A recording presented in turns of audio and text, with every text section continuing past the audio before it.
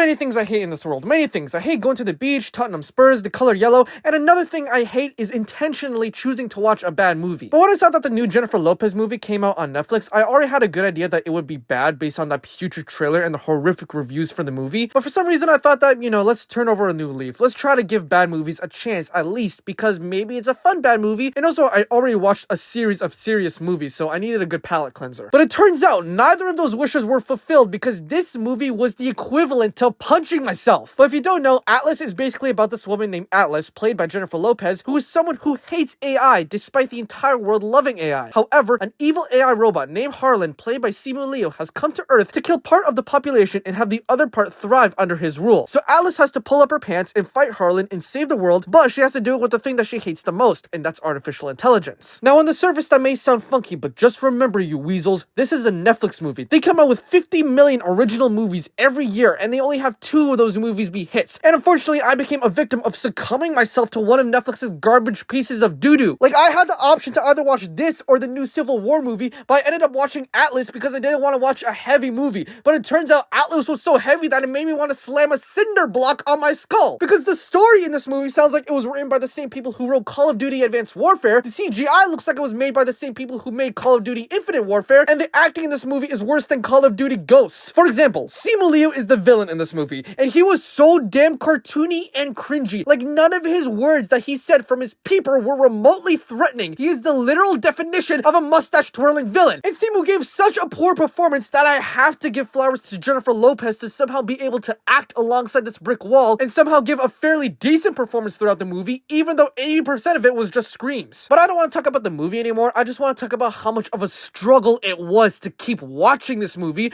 because I didn't want to stop watching partway through, because whenever I start anything, I need to finish it, whether it be school, a book, or a movie. But bro, this film felt like such a waste of time that I had to somehow fill in that time with something productive. Like, within the abysmal 2-hour runtime, I made 3 YouTube shorts, did my laundry, wasted an amazing breakfast of 2 hot dogs with hot sauce by watching the movie, cleaned up the kitchen, which is something I never do, and ended up watching it in 1.1x speed, and somehow I still had 90 minutes of movie left. But yeah, I know this isn't a proper movie review, but who cares? I made this video for myself. This was my therapy because I don't know why I did this to myself, and I will never intentionally watch a bad movie unless it becomes a meme. But yeah, that's it.